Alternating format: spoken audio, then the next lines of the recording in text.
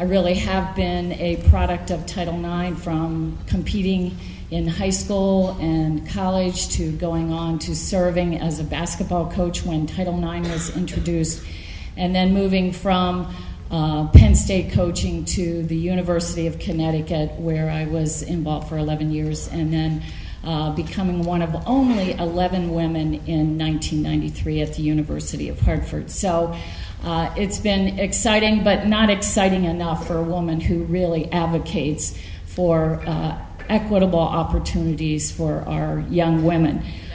Sportsmanship is really all about being a good citizen, being courteous, and really just caring for your fellow man. So, for example, if you're walking down the street or you're walking down the hall, somebody drops their books, drops their groceries, something. If you stop and help them, you're being a good sport. You have sportsmanship. If you walk right by them, that's not a team player.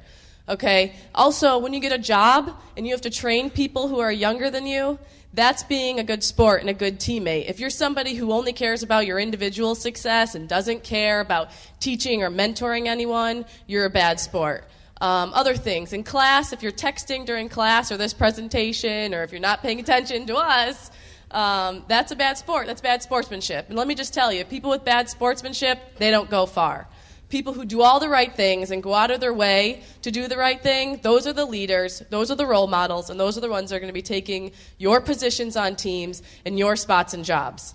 The next thing I just want to say is that sportsmanship isn't supposed to be easy. So if you're winning all the time and you're always chosen to play in a game, of course it's easy to be a good sport. It's when you're losing, when you aren't selected for a team, or when you're down by points in a game and you go out of your way to do the right things, that's when you're being a good sport. It's when at the end of a game that you just lost, you say good game to the other team, or if it's when you get struck out 3 times in a game, which has happened to me many times, that's when you go up to the pitcher and you say, you know what, good job.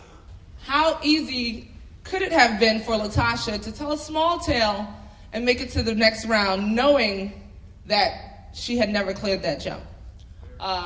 Consequence, we talk about, you think about it, and you probably are saying to yourself, she didn't luck out too much. She could have made it to the next round and maybe even been the champion of that event. But Latasha knew in her heart that she didn't. And I think that the great consequence in this situation is that now she's getting national acclaim for her sportsmanship. And I think that it's something that not too many people would do. And it may have been cheesy at the moment, but I think now she's thankful that she did do it, and we are very thankful to have her represent the University of Hartford. One thing to remember is that whether you realize it or not, people are always watching you, and she is a great example of what the University of Hartford stands for, and we are delighted at her performance. So thank you, Latasha, and thank you guys for being great sports today.